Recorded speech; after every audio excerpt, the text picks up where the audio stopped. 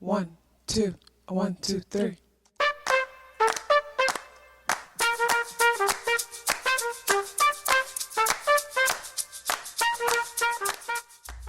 Self-awareness is a superpower. My name is KathyLaDonna. Welcome to Soul and Vibration.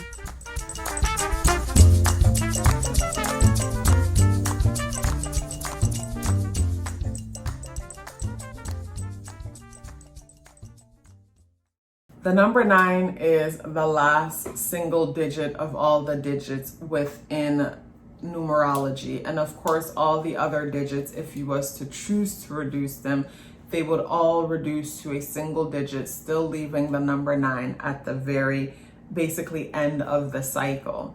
And even though the number 9 has to do with being the end of the cycle, which also is the beginning of a new cycle, it's like a circle. There's no ending and there is no beginning. It's all one. And even though that is the case, there is no ending and there is no beginning. Sometimes the number 9 forgets the fact that the ending is really a beginning. So because the number 9 tends to forget that the ending is a beginning, the number 9 can deal with rejection. Rejection could be very hard for the number 9. It could be very, very, very painful for the number 9 because the number 9 is an energy that is all about familiarity. The more familiar someone is or something is the more basically, is the more, what's the word? I want to say more space this thing will hold, but the more power this thing will have over the number 9 and in the lives of the number 9. You know, like I've mentioned in other videos, like even when people in situations are hella toxic, the number 9 will have a hard time walking away from toxic people and situations because they are familiar. And you know, when something is familiar, something feels safe.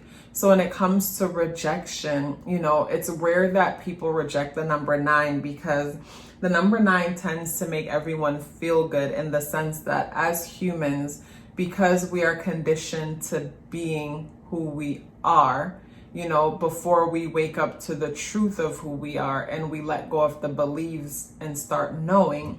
But, you know, because we're conditioned to be who we are, we tend to be super insecure, constantly needing validation.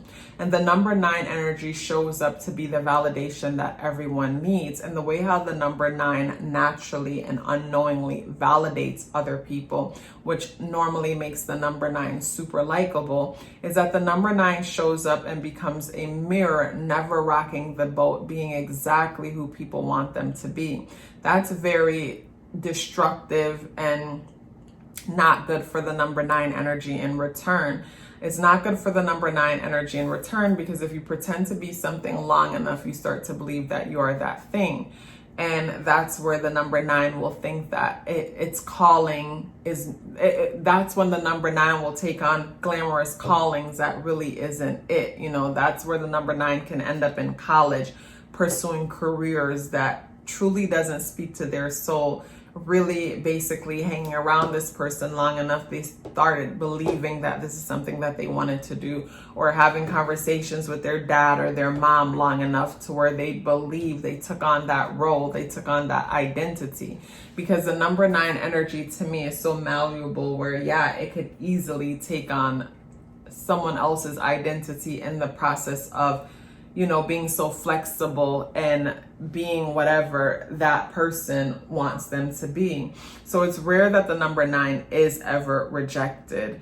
And if the number 9 is rejected, in cases where maybe the person could tell that you're not being your true self, and for whatever reason you're rejected, or, you know, people rejecting us have nothing to do with us in all reality.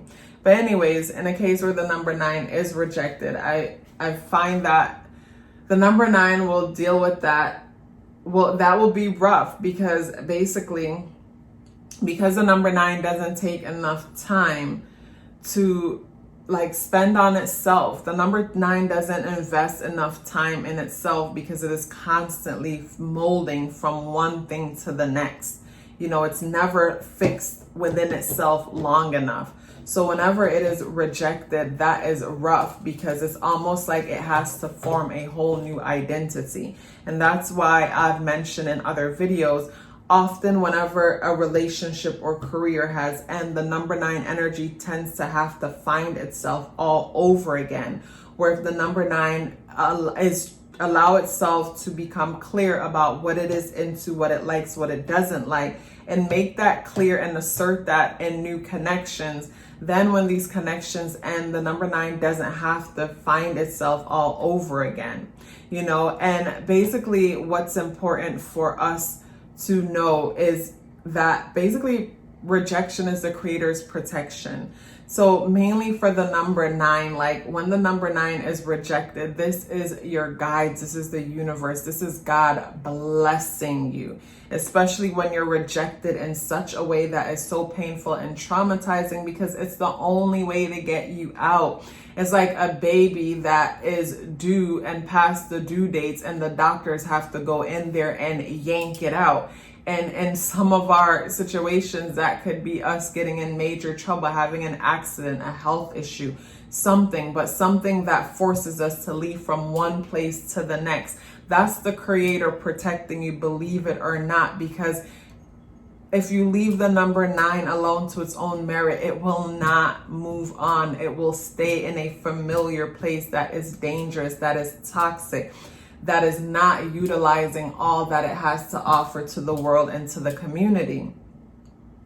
So basically when it comes to like how the number 9 might reject someone, the number 9 will never openly reject anyone, because like I've mentioned in other videos, the number 9 is always smiling, laughing, you know, for never for the same reason. They're happy, they're sad, they're scared, they're nervous, you know, and sometimes even when they're getting upset, they'll laugh too. So basically when it comes to rejecting people, people will never feel rejected by the number 9, even if they were rejected by the number 9. Like the number 9 might reject you by laughing, and you might think they're laughing with you, but maybe they're laughing at you, and just the way they go about doing it, you don't even know. But I guess if the number 9 was to reject you, basically you just wouldn't see them anymore. Like they will become busy. They will figure out a really nice way to take themselves away. Again, this is a humanitarian type of energy. So this isn't the energy that is going to outright try to hurt your feelings or anything like that. So yeah, if the number 9 is rejecting you, it won't be in your face. It won't be so obvious. And when it comes to rejection number 9, I feel like with you, because like you're so tied up with everybody else's personalities and needs and things like that, because it's like a shapeshifter. As you walk into each room, you become, it's like the Terminator, I think, where that cop would like melt into, like he's made out of iron or some kind of mercury or something, but he could just mold into new people and pretend he's someone new. It's like the number 9 energy. It is like that like they could just mold like a shapeshifter and be someone totally new. So it's like when it comes to like rejection, if you ever allow yourself to sit with it, I feel like that would really help you to basically, it would really help you to get to the bottom of that emotion. If you ask yourself, what is this trying to teach me?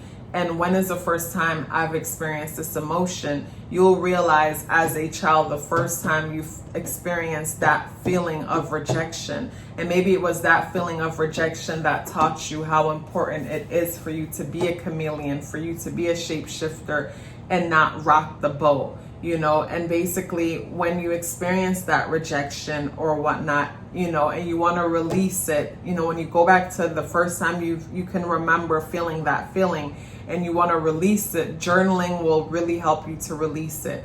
Just sitting there and writing down what you feel, what you saw, what happened. Don't add to it, don't take away from it, just let it all out and sit there and observe the emotion.